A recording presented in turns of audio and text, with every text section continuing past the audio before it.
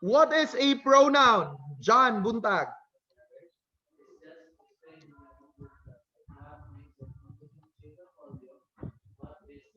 John Buntag, what is a pronoun? A pronoun is a word used to stand for or take the place of a noun. Correct. By the way, that definition could be extended as a pronoun is a word used to stand for or take the place of a noun or another pronoun. The word pronoun can also be, a pronoun can still be substituted by another pronoun.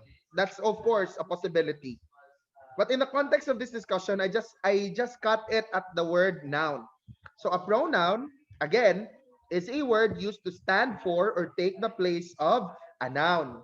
So you have there a sample. What is that, Alay? What was that, Alay? Si Kuya to, sir. What did he show? Pa-shout out daw. Tell him to kill himself. For instance, you have there the example, President Lincoln delivered Lincoln's Gettysburg Address in 1863, assuming that that's the base or original sentence. From the layman's perspective, from the layman's ears, it would appear as though the sentence does not have any error at all because agreement of the subject and the verb, it's quite not even there because the verb is in the past form, but the word Lincoln has been unnecessarily repeated. Such a repetition leads to the error that we are seeing in this sentence. To avoid such an error, we replace the word Lincoln with another word to express possession, while also referring to the gender of President Lincoln. And so we have the pronoun his. Thus, the sentence is, the new sentence, the correct one is, President Lincoln delivered his Gettysburg Address in 1863. So that's how it means to use a pronoun. Simple, right? Why? How do you think this would become difficult? This can't get any more difficult than that. What are the properties of pronouns? I'd like us to begin with this. What are the properties of pronouns? Sir, pronouns have properties, sir? Yes, pronouns have properties. Okay, this is where Simi Gadugdug V will come in. Properties of pronouns. Wait. Pronouns have number.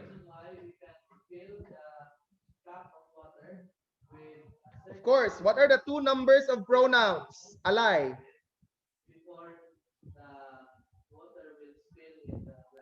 Sir? What are the two numbers of pronouns?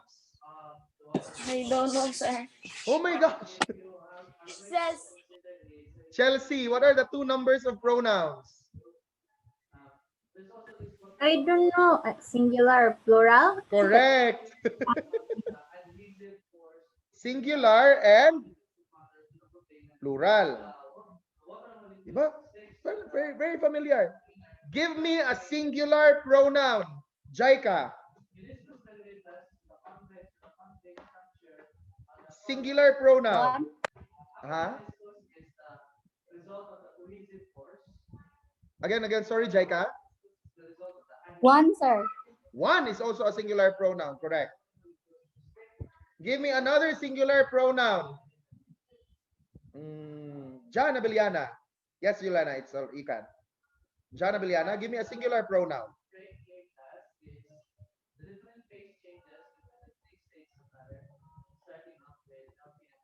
John?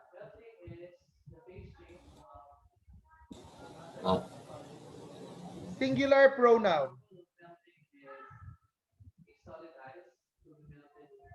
Jana Biliana left. It disappeared. Thea, give me a singular pronoun. me. Again? Me. Me, correct.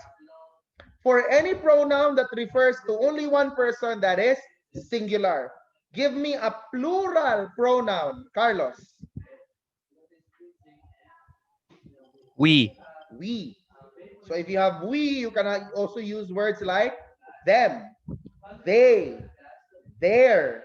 So these are the many kinds of pronouns according to number. Another property of pronouns is that they also have gender. What are the 4 genders of pronouns? Give me one. Angel. Or if you could give all of them, the better. Just one. Just one. Go. Female. Uy, gender. I meant, I forgot the right term. Feminine, rather. Feminine, correct. Because there's a difference between gender and sex. Feminine is gender, female is sex. If you have a feminine gender, obviously you'll also have a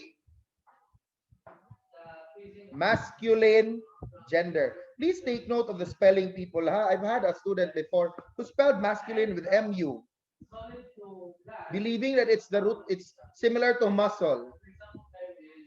It's masculine. What are the 2 other genders of pronouns? Fiona, give me another one. I only know feminine and masculine. There are 2 other genders here. Give me another one, Icy.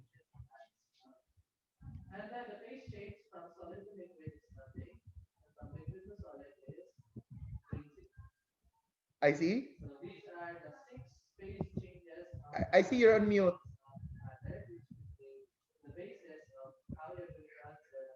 Icy's face is really showing so much, but she's on mute. Another gender, there are still 2 other genders here. I see you're still on mute. Rain, give me another gender, Rain. Neutral. Neutral, there's a better term for that. Eh, Neuter. you.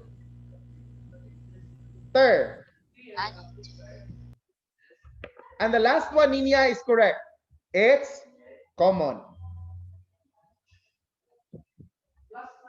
So these are the 4 genders of pronouns. If it's a pronoun, just like nouns, actually, this one also applies to nouns. If a pronoun is a he, is a she, a her, herself, then that's a feminine pronoun. If the pronoun is he, him, his, himself, that's masculine. If the pronoun is, yes, Allah, you can. If the pronoun is it, itself, it's with no apostrophe, that's neuter. If the pronoun has no particular gender, meaning it could either be masculine or feminine, or a gender that could apply to a group, then the gender is common. To that, we have words like them, they, we, our. These pronouns do not have any particular gender references. In fact, the group could be composed of feminine or masculine genders. That is why we use the common gender. Another property of pronouns, you have case. Pronouns can have 3 cases. It could be, what are the cases of pronouns? Give me one, Juliana.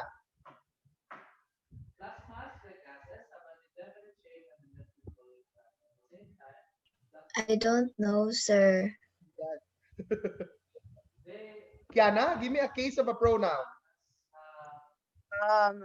Subject. That's a function of a pronoun. When you talk of cases, I don't know that, sir. the 3 cases of pronouns are nominative,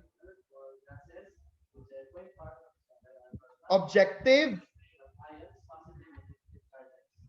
and possessive. These are the 3 cases of pronouns. A nominative case, an objective case, or a possessive case. I'll get to that one later on, Juliana. That's another property.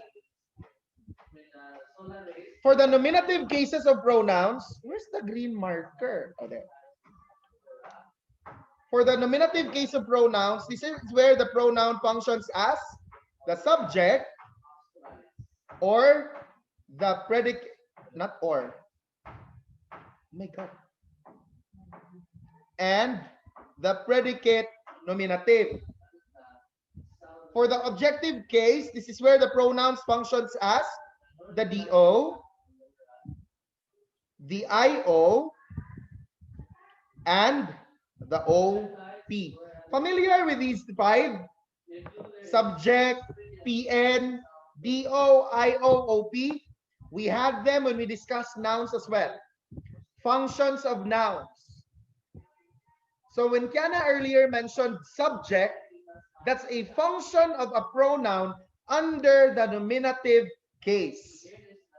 Predicate nominative, that's a function of a pronoun under the nominative case.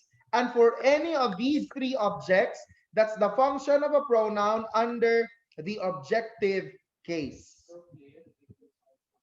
So we now have number, we have gender, we have case. The last one has something to do with a question of Juliana.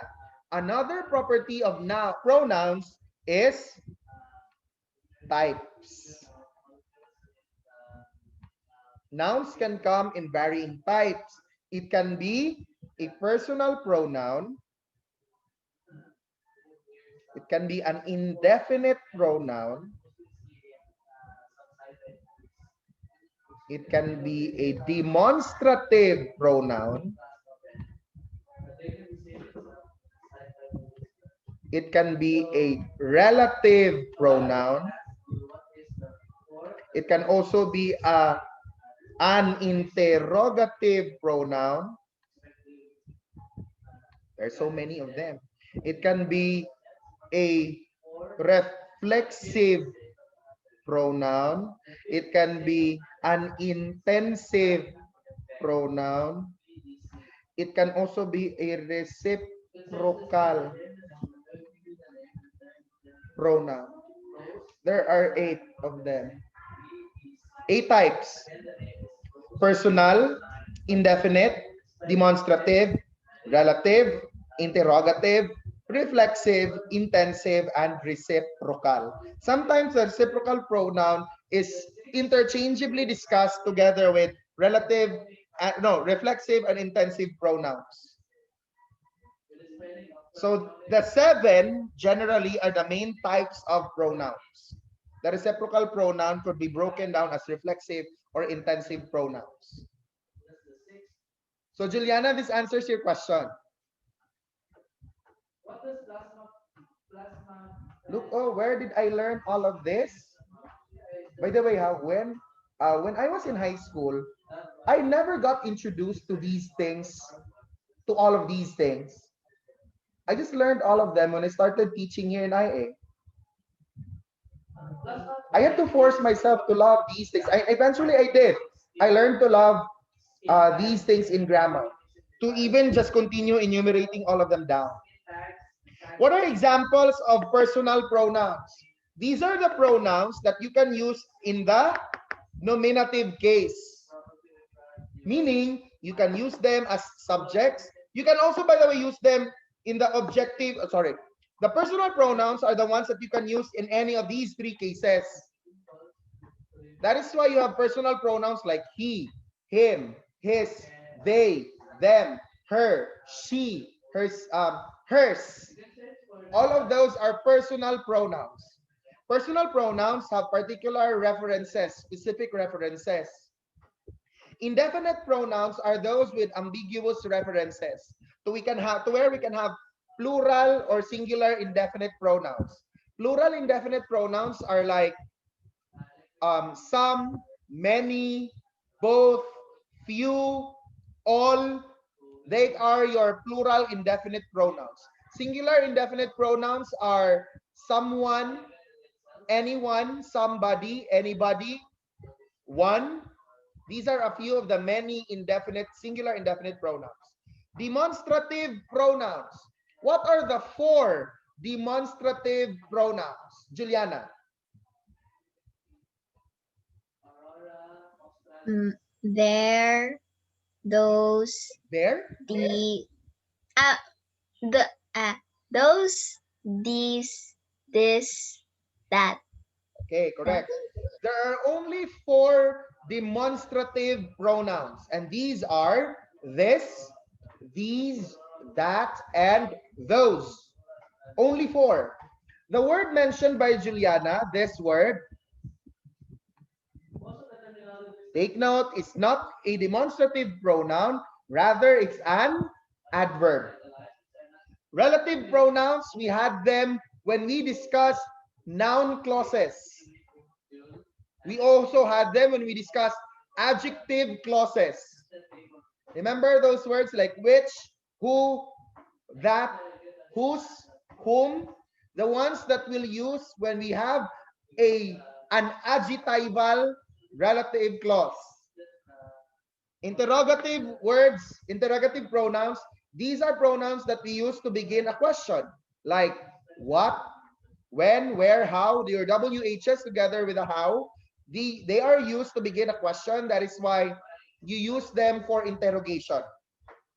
Reflexive and intensive pronouns more or less have the same examples as oneself, himself, yourself, ourselves, themselves.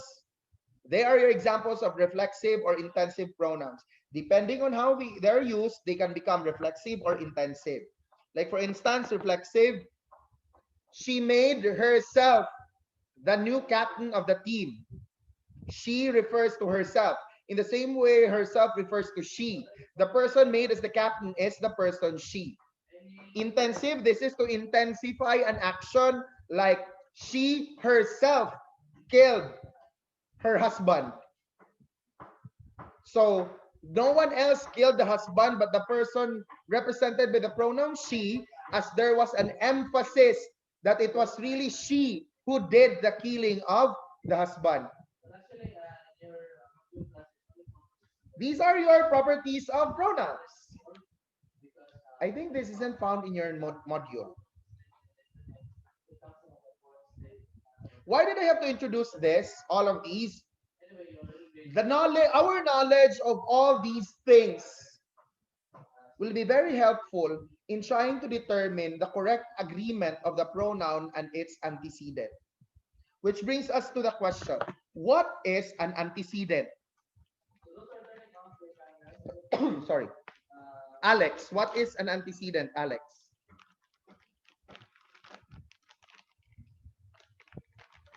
I don't know, sir. In the module, Alex. Ano? Wait. In the module. Where? It's there, somewhere there. It's in the module. For sure, I know that because I'm the one who prepared the module for you. It's a word for which a pronoun stands for. Correct. Simply put, the antecedent is the one being replaced or substituted by the pronoun. It's the one being stood for by the pronoun. So let's have a sample. I'll try to write a sample sentence on the table. The sentence is this.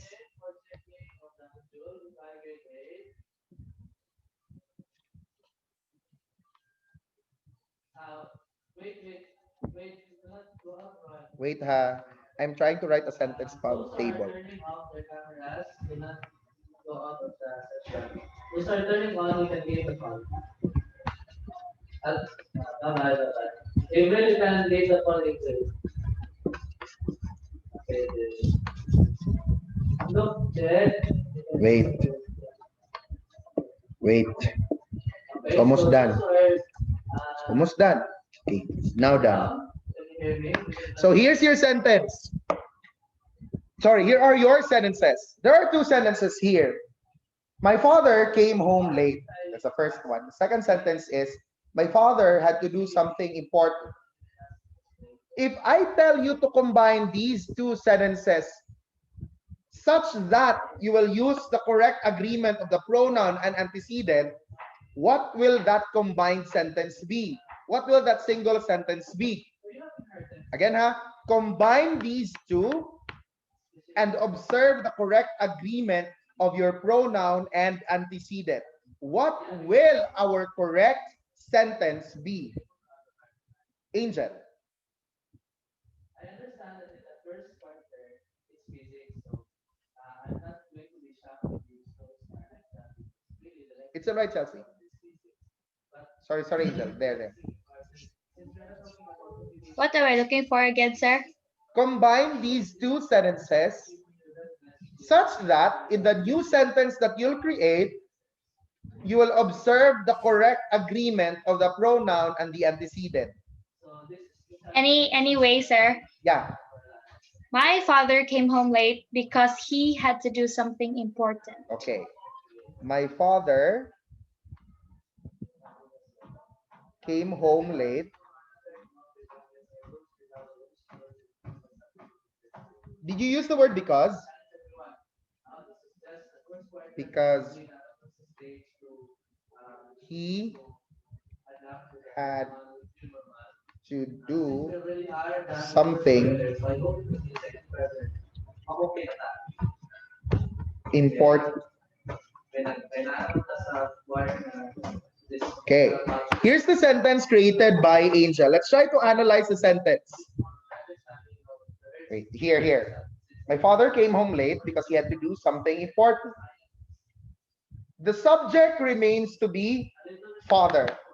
The sentence still talks about this person as found in the two red sentences. Who was the person who came home late? It's the father. Who was the person who had to do something important? The same thing, it's still the father. However, this time, Angel used a pronoun to refer to the word father. And what is that pronoun? It's the pronoun he. Why must it be he? This is where the properties will have to come in. The properties of pronouns will have to come in. First property, number. What is the number of father? Singular. So we choose a pronoun which is also singular in number. Is he singular in number? Yes. Let's now consider gender. What is the gender of father? Masculine. Whatever his private life, whatever he does in his private life, biologically, his gender is masculine. I know your minds are thinking of something more creative. Knowing you, your minds are thinking of something more creative. But biologically speaking, the gender of father is masculine. And so we use a pronoun that has a masculine gender. He also has a masculine gender. But take note, he is not the only one with a masculine gender in the list of pronouns. To respond to that concern, we go to the next property, which is case. To use a pronoun which is in the nominative case. Nominative, why? Because this adverbial clause is a dependent clause, which means that it should need a subject. His cannot function as a subject because it's possessive. Him cannot function as a subject because it's objective. Thus, we have he. The only remaining singular masculine pronoun which we could possibly use as the subject in this dependent clause. Types of pronoun is the last. The type of pronoun is the last. Of course, it won't make sense if you use an indefinite pronoun. Imagine, my father came home late because somebody had to do something important.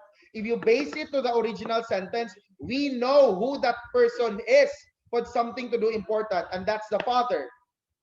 We don't use indefinite pronouns.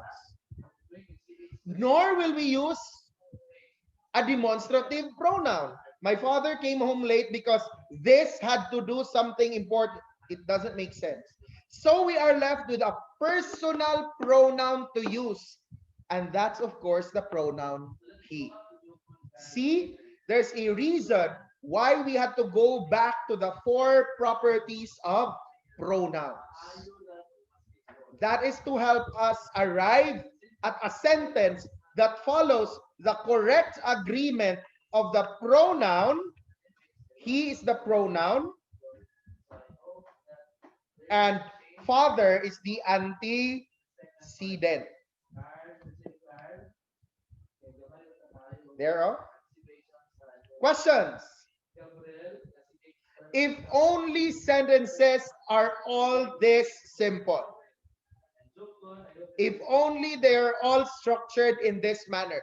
I'll put a sentence here, and then I'll now erase the sentence. I'll put a sentence here, and then I'll ask you if the sentence follows correct pronoun antecedent agreement.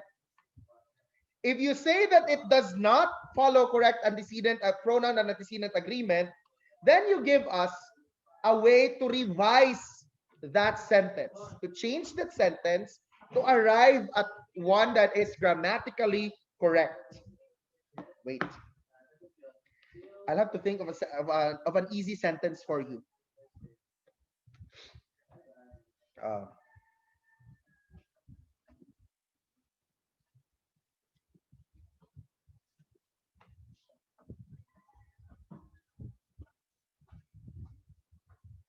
Yes, you can, Thea.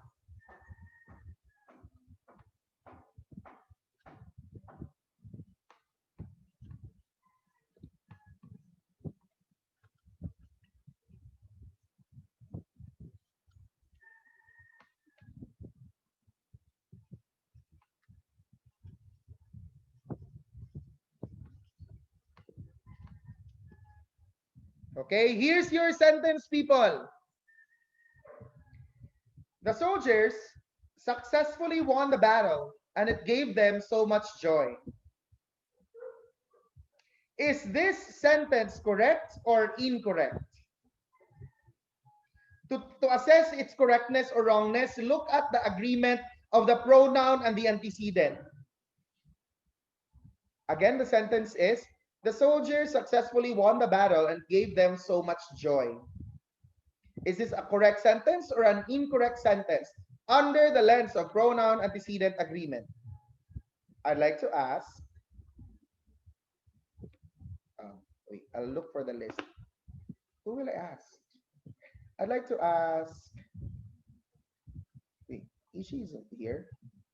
Where's Ishi? Ishi's not here. I'd like to ask Leisha. Leisha, is this correct or incorrect? I think it's correct, sir. Hey, according to Leisha, the sentence is correct. Lorraine, do you agree with Leisha? By the way, just because I wrote a sentence here on the table doesn't mean that it's wrong. It could probably be correct. For the sheer purpose of having a correct example, I probably just gave you a correct sentence. Or it just might really be wrong. That's why I gave that sentence. Lorraine, do you agree with Leisha? Yes, sir. Okay, 2 out of 21 have already said that the sentence is correct. Jana Beliana, do you agree with that? Yes, sir. Okay, 3. What about Fiona? I think it's correct, sir. Does everybody by how will I know? Diba you can still put this in your screens? Try it out, try. Okay. By the sheer doing of this, if you say that the sentence is correct, did I just say correct? Correct. Put this on your screens. And then I'd like to quickly browse over your frames. Carlos does not feel that it's correct. Oh, okay. Oh, okay. Oh. IC has not done this yet. So I think IC thinks that the sentence is incorrect. Oh, what about you, Thea? Do you feel that the sentence is incorrect? Yes, sir. Wait, Thea thinks that the sentence is incorrect. No, Wait. it's correct. Sorry. What about the others? Like Neil, what about you, Neil? Do you think this one is, Kiana thinks that it's also correct. Wait, what happened? Wait, gallery view. Wait, what happened? Speaker view, there. So to those who said that this sentence is correct, you're all wrong. Because this sentence contains an error. This is an erroneous sentence. I think all that you saw is this, or probably you focused on this one, in reference to soldiers. But you forgot this. What is being referred to by this pronoun in the sentence? Alay. You look at the pronoun it. What is the, for the pronoun them, its antecedent is soldiers. That's quite obvious. That's quite a given. What is the antecedent of it in this sentence, Alay? Sorry? What is the antecedent of it in this sentence? Is it battle? T? Battle, ha? According to Alay, it's battle. I can't blame Alay. It's all right, Alay. I can't blame Alay if she would think that it's battle. Why? They agree in number. What is the number of battle? Singular. Number of it, singular. But is the battle the one that gave them so much joy? It's not. Correct, Juliana. It's about winning the battle. However, the answer given by Juliana, winning the battle, cannot be found here. What we could find, though, is that there are soldiers who won the battle. This pronoun has no clear antecedent. Therefore, the sentence is wrong. The sentence is grammatically incorrect. So how will you revise a sentence of this sort to arrive at one that's grammatically acceptable? There is quite an infinite number of options when you meet sentences that have these kinds of errors in relation to pronoun antecedent agreement.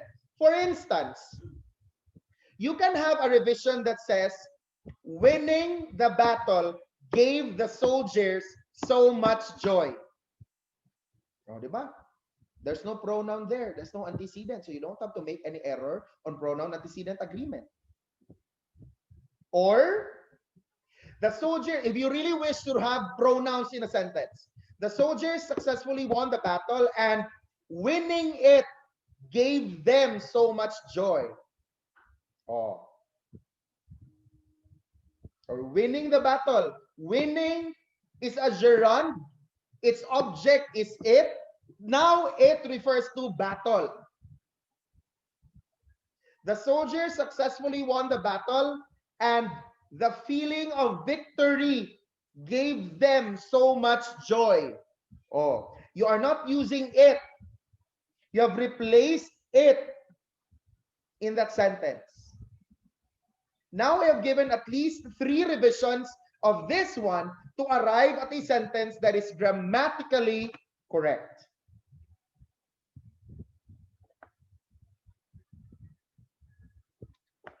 So now you have your FPs for you to look at.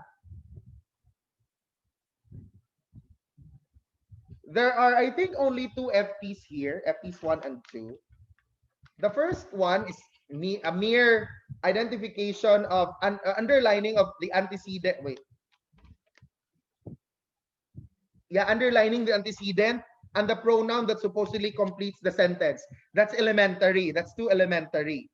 I look forward to how you'll answer test 2 or FP2, where you have to determine whether the sentence is correct or incorrect. If it is correct, you'll write the word correct. If it is not, you will not anymore write incorrect, ha? But tingnan mo what incorrect lagi, anak. You will not write incorrect. You'll just have to revise the sentence. A revision would tell you that the original sentence is incorrect. And another reminder, just because a sentence appeared there doesn't mean that it's wrong right away. It could probably be correct, or it could probably be really incorrect. You just have to really decide. And that's how your ST is going to work. You'll just have, like, I think in your ST, if I'm not mistaken, your ST has 25 sentences only. The goal is to determine whether it's correct or incorrect. If it is correct, you write correct. If it's incorrect, you'll write in, and you will just revise the sentence. But that's just it. Diba earlier, when you saw the sentence about those soldiers, you got the impression that the sentence is already fine. This is now how a grade 10 pronoun antecedent lesson works. If it were an elementary, the pronoun antecedent lesson would probably be on choosing the right pronoun to complete the sentence. That's where it's going to end. In high school, in the grade 10 level, you tell me whether the antecedent, the pronoun antecedent in the pronoun antecedent agreement in the sentence is correct or incorrect. Don't worry, on Thursday, we will have so many of those activities. After checking the FTs, we will have so many sentences where you will identify, gauge whether the sentence is correct or incorrect. People, welcome to pronouns. I hope I have not distorted your love towards the parts of speech. Did you probably, were you not expecting for the parts of speech to become this complicated? You probably hoped that the pronouns will remain as how they were before, but the moment you continue leveling up in your grade levels, the context also levels up. For questions or further questions, elaborations, please do not hesitate to raise them on Thursday. But for now, do we have some questions, grade 10? Sir, can we not have an ST, sir? We'll just have to choose pronouns, sir, from a list of pronouns. Let's leave that for the grade 8 or 7 students. Would you wish to have that type? Because I can still add it in your ST. Would you still wish to have that kind of FT? ST? You'll choose a pronoun to complete a sentence. So that will just be an added item to the 25 items that are already there.